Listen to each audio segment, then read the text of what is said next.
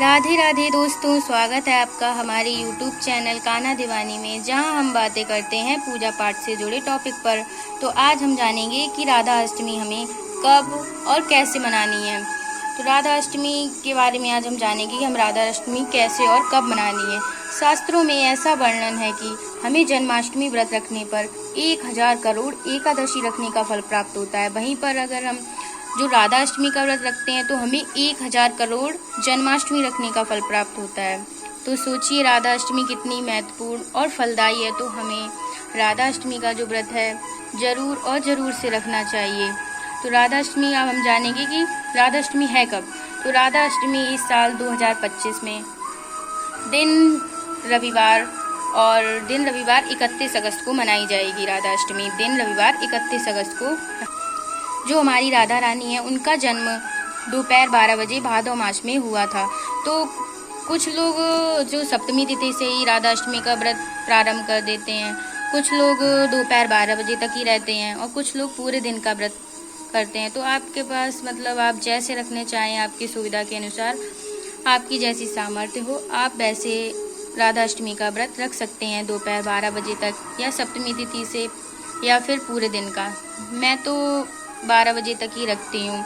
तो हमें क्या करना चाहिए, अपनी राधा रानी को सबसे पहले अच्छे से स्नान कराकर पंचामृत से दूध, दही, घी, शक्कर इन सभी चीज़ों से अपनी राधा रानी का स्नान कराकर उन्हें नीले रंग की पोशाक धारण करानी चाहिए। राधा रानी को नीला रंग बहुत ही ज़्यादा प्रिय है। जैसे हमारे बाल गोपाल, लड्डू गोपाल, हमारी कान्हा जी को पीले रंग बहुत पसंद है, पीला रंग बहुत पसंद है, वैसे ही हमारी राधा रानी को नीला रंग बहुत पसंद है। तो इस वजह से हमें इस दिन राधा रानी को नीले कलर की पोशाक धारण करना चाहिए, उनका अच्छा से श्रृंगार करना चाहिए।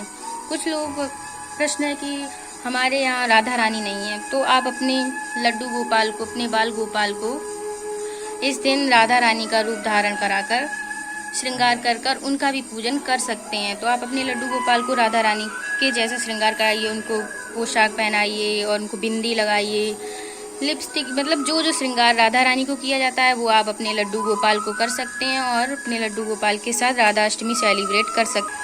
तो बाल गोपाल के साथ अपनी राधा अष्टमी सेलिब्रेट कर सकते हैं। आप अपने बाल गोपाल को पंचामृत और जल और गंगा जल में हल्दी और अष्टगंध मिलाकर उनको स्नान कराइए, फिर उनको अच्छे से उनका श्रृंगार कीजिए, उनको भोग लगाइए।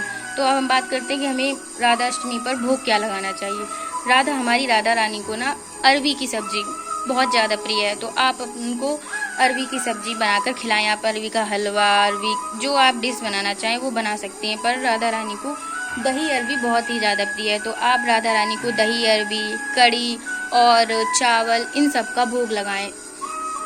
और राधा रानी को जो फल जो होता है, उनको चीकू बहुत ज़्यादा पसंद है, तो आप अपनी राधा रानी को भोग में चीकू अवश्य लगाएं। उनको चीकू बहुत पसंद है। आप फिर अपने हिसाब से जो भोग लगाना चाहें वो लगा सकते हैं। पर कुछ लोग तो 56 भोग लगा सकते हैं, पर जो नहीं लगा सकते 56 भोग, तो आप उनके प्रिय भोग जैसे अरबी हो गया, कड़ी हो गया, चीकू का फल हो गया, इन सब का आप उनको भोग लगाएं, उनकी आरती करें और उनकी पूजा पाठ। हाँ, व्रत रखने से पहले आप संकल्प जरूर से लें।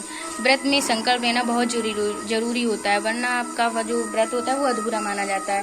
सबसे पहले आप व्रत रखने से पहले पूजा पाठ करें, फिर सबसे पहले आप संकल्प ले लें कि हमें जितना आप जैसे व्रत रखना चाहें, 12 बजे तक रखना है तो आप 12 बजे तक का संकल्प लें। अगर आपको पूरे दिन का रखना है तो पूरे दिन का संकल्प लें।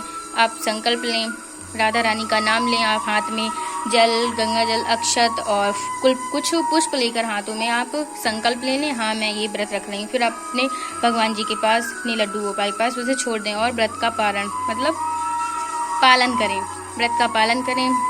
और अगर आप पूरे दिन का रह रहे हैं तो फिर आप जो आपने भोग में लगाया है, जो आपने राधा रानी को भोग लगाया है, उससे आप 12 बजे पारण कर लें उस भोग का। और इस तरीके से आप अपनी राधा रानी, अपने लड्डू गोपाल के साथ राधा अष्टमी का व्रत सेलिब्रेट कर सकते हैं। अगर वीडियो पसंद आए, अगर आपको जानकारी अच्छी लगी तो हमारे वीडियो को सब्सक्राइब, हमारे चैनल को सब्सक्राइब और वीडियो को लाइक करना बिल्कुल ना भूलें। तब तक के लिए राधे राधे।